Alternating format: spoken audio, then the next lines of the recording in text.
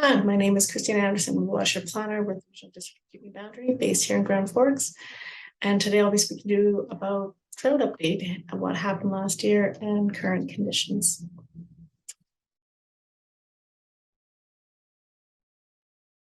The RDKB has a number of drought documents, drought plans that we'll be talking about. Talk about the BC resources that we use. Again, last year's drought, this year's situation, and where to find more information. So we always have to start with Kettle River watershed and how does that cover off the boundary region. So it really is, it's our main watershed in the boundary. The red outline is the RDKB boundary side, and the orange is the Kettle River watershed. As you can see, it dips into the states. And I know that the river comes down south at Midway and then back up to Grand Forks. As it moves through before it goes back down to the south again. So one of the things here to really look at is we're all one watershed. What's happening in the Christian Valley impacts Grand Forks. What happens at the Boundary Creek impacts Greenwood. So it's really understanding that we have to work together to be able to have that sustainability and the resiliency that we're all looking for. One of the areas that is not in the Kettle River watershed in the boundary region is that far west corner there. It's in the Okanagan River watershed, 53 kilometers squared. So that's your City Mountain, 9 Mile Creek. And that is something that we're also going to be looking at. So one of the things that the Boundary Integrated Watershed Service does, the program that I'm working in, is that we do sit on 2 provincial calls, one of the Thompson Okanagan region, which is the Okanagan River watershed, as well as the Boundary region provincial call, which again is for that Kettle River watershed. Monitoring stations. We are really lucky to have a number of monitoring stations here in the boundary. So what this image is showing, and it's actually on the RDKB emergency management page, is just some of the water level monitoring and snow stations that we have here. So a number of these are real time, so the information is presented to you through the internet in real time. If you're interested in knowing any more information about the monitoring stations we have, I encourage you to please get a hold of me. I love being able to let people know where to find the information and really to be able to help show the information that we have. So PC Provincial Resources is a big part of what we deal with here as we're trying to do the drought assessment and drought management. So we are looking at, as we mentioned, the different provincial calls. So circled at the bottom there is that Kettle River watershed. That's the one that I'm really watching for the majority of the boundary region. We're really lucky to have the province working so closely. We're on bi-weekly calls. They've got their hydrogeologists, the hydrologists, a lot of the different experts being able to look at and evaluate that information, fisheries, ecosystems. So all working to try to get a better understanding. One of the big roles that we're using here in the local government is being able to provide that on the ground information. What are we seeing and what is the feedback that we're having? So I had to call out, how are people's wells doing last year? How are people's agriculture and the farms doing? So that was really, really useful. And thank you everybody that gave me that information to be able to pass that on, to be able to better understand what's happening on the ground. This is an image taken last year, early summer. And as you can see, we're already hit the red zone, which is extremely dry conditions. Just as a comparison, this is what it looked like a week ago here. So as we'll talk a little bit about just the late spring we had, the cooler spring, late freshet, and there is just not a lot of indication of drought happening across the province. So again, I've just circled the Kettle River watershed boundary that we're watching for. One of the interesting things that the province has done this year is they have actually divvied up the boundary, the Kettle River watershed polygon into 5 separate polygons, really finding that it was, especially when you're in those high level drought levels, drought level 4 and drought level 5, you need to be able to understand, is the West Kettle River area, is it acting the same as, say, the lower Kettle River or Christina Lake area? So this is, we're going to see how this goes with zero drought at the moment. It's a bit slow on the start, but which is great. But sort of just trying to get a better understanding of how do we better make sure that we are able to pass on that information throughout the people and throughout the community so that people have a more clear understanding of what's happening in their region. Some of the documents that we have here in the RDK RDKB. The main one that we were really looking at is the Boundary Region Drought Response Plan. So that just got updated last year as the province has just changed from a 4 drought classification system to a 6 drought classification system. So within this document, it's what's a little bit about recommendations. What are some of the guidelines, best management practices to do at the different drought levels? Keeping in mind, this drought response plan is for anybody not in a municipality, water system, or under a water server provider. The municipalities and the water service providers are going to have their own recommendations and their own requirements, and sometimes their own drought stages. So that would be, you are being covered under a water service provider. You're going to be looking at them for those types of recommendations and for understanding what are the different drought stages. So last year's drought, it was unprecedented at some points in time of the year. So we'll talk a little bit about the heat wave that we had at the end of June.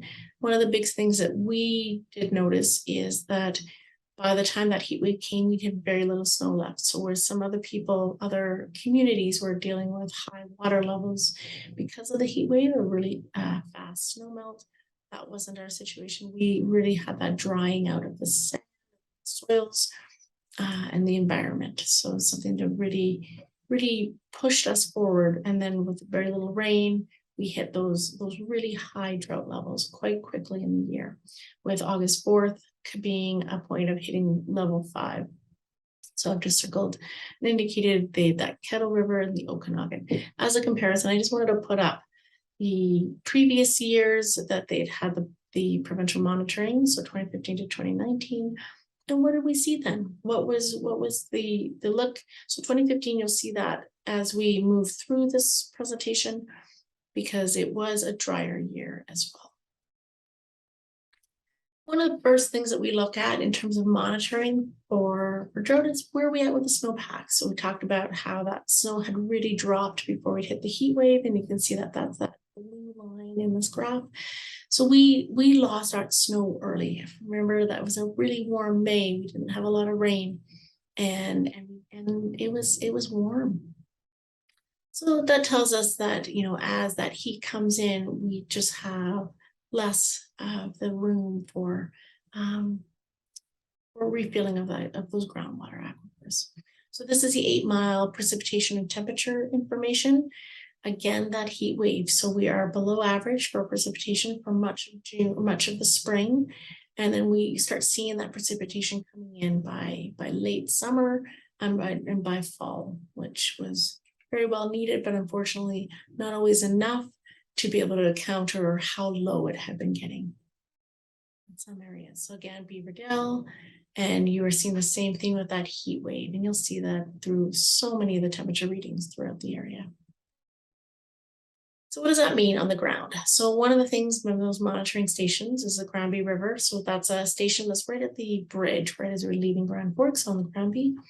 And so it's looking at, if you can see that dotted line, that was our current year of water levels at that station.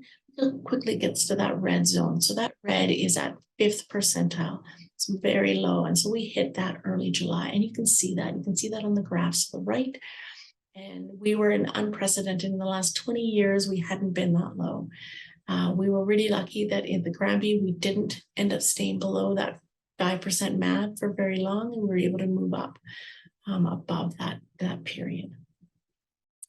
West Kettle, unfortunately, it was quite a bit tougher. We ended up falling below that 5% MAD, again, breaking unfortunate records in the last 20 years, just not having had it as low until really the end of July. But staying below that 5% MAD and really concerned with the fisheries. And so that was some very big issues with the economic, socioeconomic and ecosystem values were at risk, and that was a big concern. Midway, so one of the big parts that we also look at is groundwater. There are so many people in this region that are on shallow groundwater wells, especially in the Grand Forks area. And really understanding, where's their groundwater, the city of Grand Forks on a groundwater system. So Midway, we're not going to look at that one as much. It's only got 3 years worth of data in that system. So it's really not a very good one for being able to understand the range and the impacts for it. But it was certainly lower than it had been in the last 3 years. Beaverdale and Grand Forks, those estimates are looking at the last 10 years. And you can see that big 2018 hike up as everybody is aware of that high, the flooding that we had that year. But again, as you're seeing from the red line is lower than had been seen in the last 10 years. So really below that 25th percentile. One of the really unfortunate and unprecedented situations that did happen last year was a temporary protection order that was put on the West Kettle watershed, tributaries, and groundwater wells. Any wells that were shown as hydrologically connected to the surface system, which would be the tributaries or the West Kettle River. This was put in place on August 30th, and it remained in place until September 30th. So what it did is, in fact, it shut down the ability for anyone to irrigate forage in that watershed. Really, really distressing and really difficult for the area. It was in response to, again, those very, very low water levels and being below that 5% NAD. So this is all being dealt with through the province. And as we started with, we're all in one watershed, and understanding that what we do, how it impacts so many of the other areas, and whether it's fires or pumping or what we do, and we're really pushing to use that water wisely. We are seeing the Intergovernmental Panel on Climate Change did put out a report last year looking at how are we doing in terms of climate change, how does that impact us. And so this is just, I liked it because it's a model look at, or graph looking at the surface water, global surface water temperatures, surface temperatures, and showing how much we're increasing up to 2020. And really they're trying to do an estimate of saying why, what is it? And so looking at the potential human impacts as they compare it to what would have been. So this is a modeled look at the natural, so that would be solar and volcanic. So it does show that change in climate as we're certainly anticipating those extremes, high water levels, the fall rains, and those droughts, and the heat waves. So one of the things that we did last year as a BC Rivers Day in 2021, we had a raffle. And so for the raffle, you were to put in, what are you doing to be able to use water wisely and use water sparingly?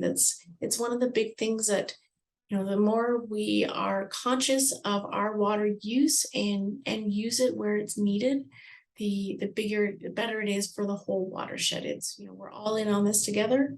So these are some of the ideas and some of the comments that people have said as their way of being able to, use water wisely. So this is already happening in the Boundary.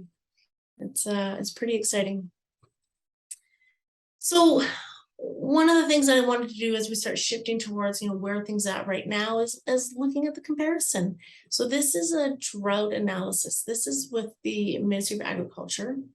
And it really looks at, what are we seeing in terms of dry at more of an agriculture level. So we see last year, we were at that severe drought for June 2021. This is redone at the end of every month.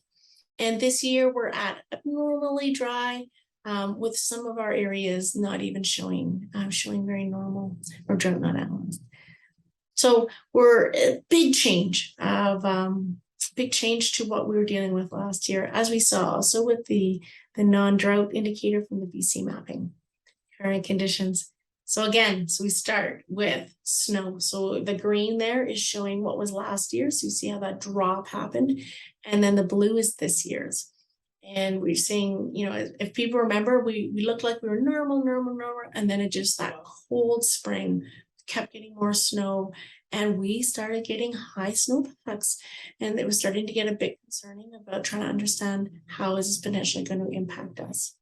One of the things we did, however, have is good precipitation, but we also had a cooler melt, so a cooler spring, which landed us to also having a delayed freshet, and things melted fairly standard to a freshet melt period. So this is precipitation from April 1st. If you remember, we were getting a lot of rain there for a while.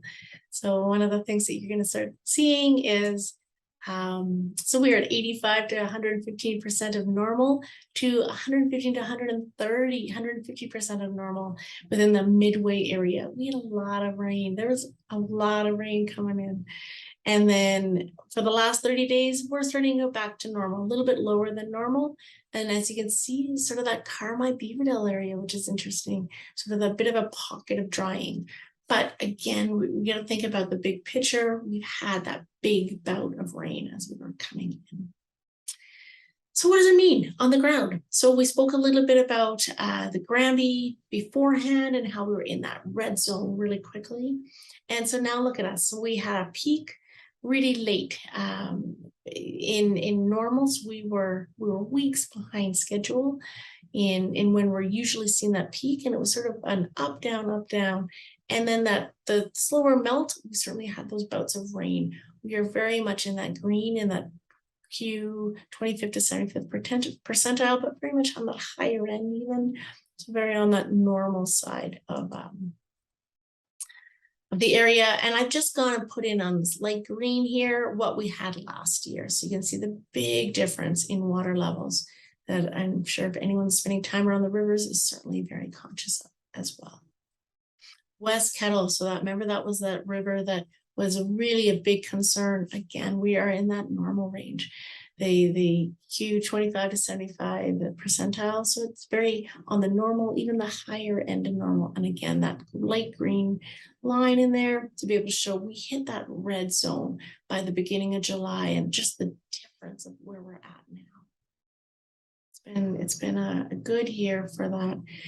So what does that mean in terms of our groundwater? Again, so this is one of the things that are both our Grand Forks and our Beaverdale groundwater observation wells are both with hydrologically connected wells. So that means that they're connected to surface water systems.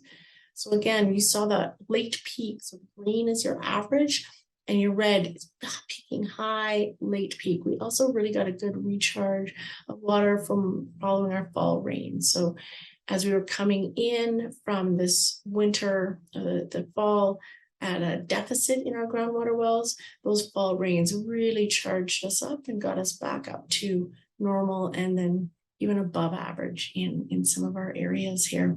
So this is over here, just looking at that 75th to 90th percentile for averaging for our two wells. Midway is not showing it because it's now only 4 years worth of data. But how quickly can all of this change? So this is a public weather alert for British Columbia that has been put out. And yeah, it's heat warning. So we are dealing with this all week, and we are seeing how that's going to impact us. At the moment, RDKB has put in water temperature monitoring in the kettle, both upstream and downstream of Grand Forks. We're hoping to get it into the boundary fairly soon here. There is water temperature monitoring happening in the Granby and the West Kettle and the Kettle River up in the Christian Valley area. So it's really part of watching the big picture. You know, we need to have that depth of water to be able to help manage for that water temperature and really keep that water available for the riparian areas and the ecosystems, and really able to support the biodiversity. What are we seeing coming up? So one of the big parts of what we're going to be looking at in terms of how are we going to be affected is what is forecasting. Temperature and precipitation forecasting is really difficult, especially when you're trying to do it 3 months out, but the Environment Canada gives it a go. So we are seeing lower than normal temperatures being projected for July, August, September, and a slightly higher than normal precipitation amount for the precipitation. This is going to be coming out again at the end of this month. So come in the next week or so, we'll have a better understanding of what else is coming up, if that is changing at all. More information BC Drought Information Portal, that's going to be the basis for a lot of the drought response plans at this stage of the game. We're really excited to see that breakup of the different polygons. Kootenay Boundary Tool has been a great tool to be able to see watersheds and some of the different climate data that is out there as well. It's a very user-friendly tool. And we also look a lot at the North American Drought Monitor. KB website, kettleriver.ca. Last year, we used a lot of updating through the Join the Conversation, and we have moved it back excitingly to the kettleriver.ca site. So really looking at that region, local conditions, and under boundary region drought updates. Got any questions, please don't hesitate to reach out to me. Email is always great. And we've also got my phone number there. I love talking about the conditions, and certainly really want to hear from you. How are things looking? What are you seeing as concerns? And how can we improve?